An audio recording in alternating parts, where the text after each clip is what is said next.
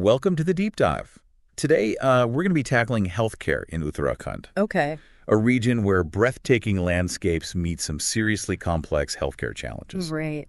You've sent us a fascinating stack of articles, reports, and even some personal anecdotes about healthcare in the hills. Mm-hmm. And it's clear that access is a major issue. I mean, 80% of the population lives in rural areas, Yeah. many in difficult-to-reach mountain villages. I can imagine.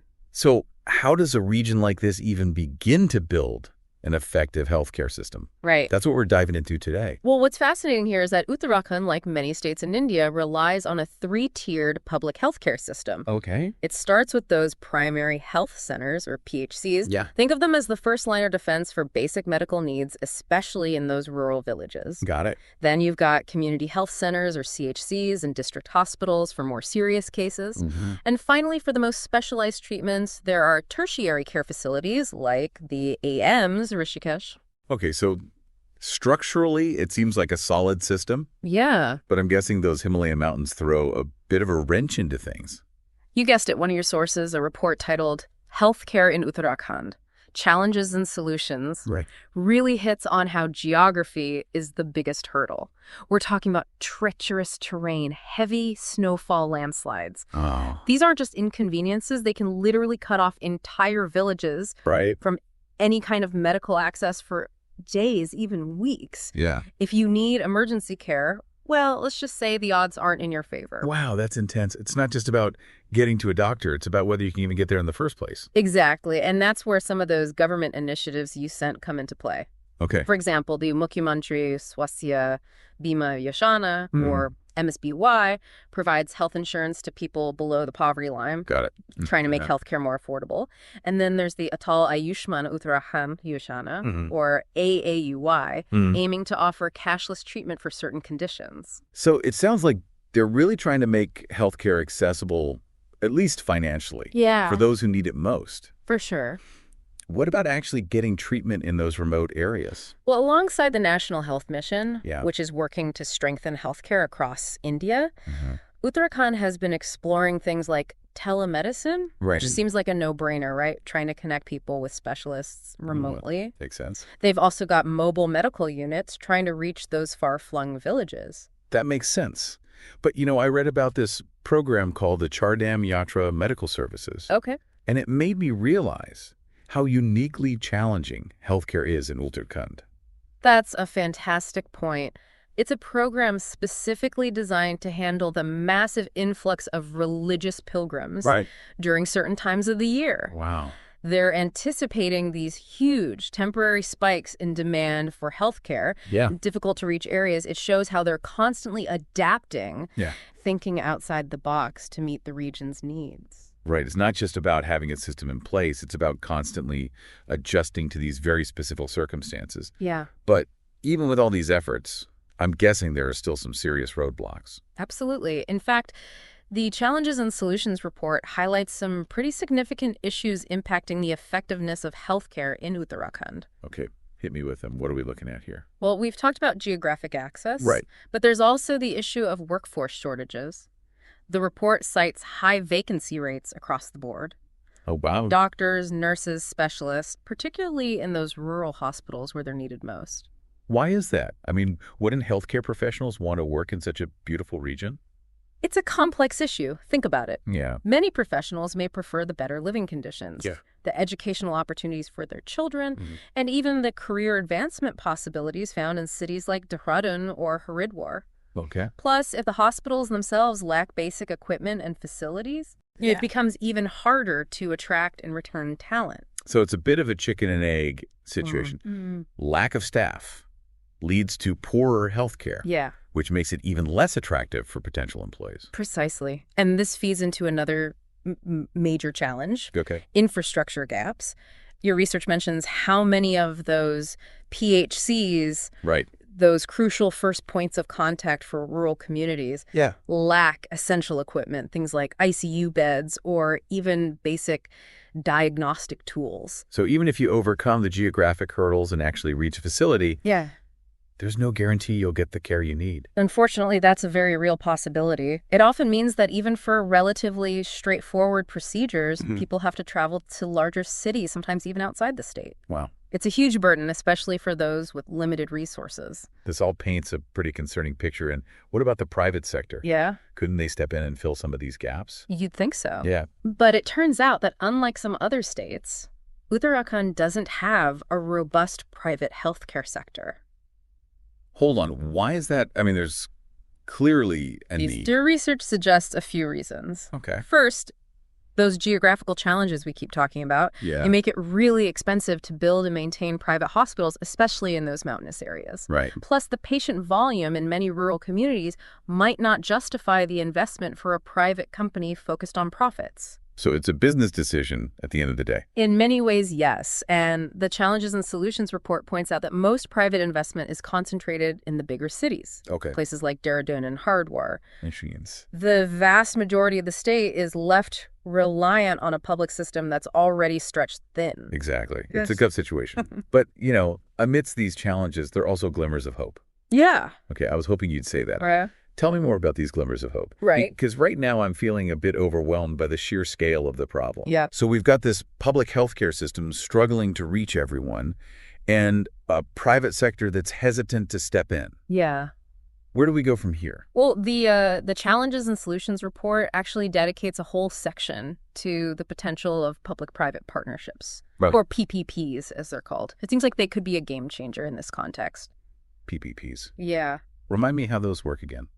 Basically, it's about the government and private companies teaming up to tackle these complex healthcare challenges. They each bring something unique to the table. Okay. I see where this is going. The government has the mandate to provide healthcare. Right. But maybe not always the resources or flexibility. Yeah. And private companies might have the resources and know-how, but not always the reach or the incentive to serve those most in need. You've got it. And the research actually highlights some really promising PPPs already happening in Uttarakhand. Okay. For example, there are private diagnostic labs partnering with government hospitals. Oh, interesting. It allows those public hospitals to offer a wider range of diagnostic services without having to build entirely new facilities. So they're leveraging the expertise and technology of the private sector to bolster the public system. Smart. Are there any other examples in the research? There are a few that really stood out. Some telemedicine startups are partnering with the government to reach those remote villages we were talking about earlier. Oh, that's a good catch. Yeah. We were just discussing how telemedicine seems like the perfect solution for Uttarakhand. Yeah. But even setting that up takes resources and coordination. PPPs could be the key. Exactly. And it's not just about fancy technology either. Yeah. The report mentions mobile health units funded through corporate social responsibility initiatives, bringing basic medical aid to areas that are hard to reach. It shows how private companies can play a role that goes beyond just profit. It's like a win-win-win. The private companies get to contribute to a good cause. Yeah. The government gets to expand its reach. And most importantly, the people benefit from improved healthcare access. Exactly. Of course, it's not always that simple PPPs have their own set of challenges. It's a balancing act between the public interest and private profit motives. Right. We don't want to end up in a situation where essential healthcare is only available to those who can afford it. Absolutely. There needs to be careful planning and clear agreements to ensure that these partnerships are genuinely serving the needs of the community and upholding those core principles of equitable healthcare. Well, it's encouraging to know that these collaborations are happening. Yeah. But, we've been focused on the public system and these PPPs. Right. But what about that whole private healthcare sector that seems to be concentrated in the cities? It's interesting, right? It's limited but not entirely absent. Yeah. The report actually touches upon this phenomenon of medical tourism in Uttarakhand. Medical tourism. Yeah. I usually think of that as people traveling for elective procedures, not essential healthcare. That's true. Right. But Uttarakhand has carved out a niche for itself in the wellness tourism sector. We're talking about those beautiful Ayurveda retreats and wellness centers that attract visitors from all over the world. Right. I've seen pictures of those places. They look incredible. Yeah. Nestled in the mountains, surrounded by nature. It's like healthcare meets a luxury spa experience. Exactly. And while this might not directly solve the core healthcare needs of the local population, it does bring in revenue and investment to the region. And who knows, maybe some of that trickles down to the broader healthcare landscape. It's an interesting point. It's like it creates this whole ecosystem where different approaches to healthcare can coexist. Yeah. And potentially even support each other. Precisely. So while the private sector might not be stepping in to build full-fledged hospitals in every rural corner of Uttarakhand, they are engaging in ways that could have a ripple effect on the overall healthcare landscape. So we've got these government initiatives promising PPPs, and even this interesting medical tourism angle. It seems like there's a lot happening in Uttarakhand, even with all the challenges. Yeah. But what about the future? Where does healthcare in this region go from here? It feels like we've only just scratched the surface of this issue, but I'm already sensing a shift in my own understanding. We've gone from this overwhelming sense of it's all about geography to seeing all these different forces at play. Government programs, those creative public-private partnerships, even medical tourism, bringing in resources. It's like peeling back the layers of an onion, isn't it? Yeah. And with each layer, you get a deeper understanding of the complexities, but also the potential solutions. Exactly. But we've been talking a lot about big picture solutions, systems, initiatives. Right. And it's easy to forget that ultimately this is all about people's lives.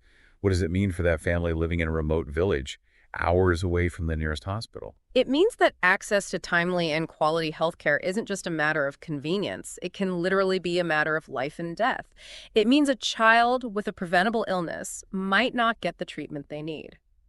It means a pregnant woman faces additional risks during childbirth.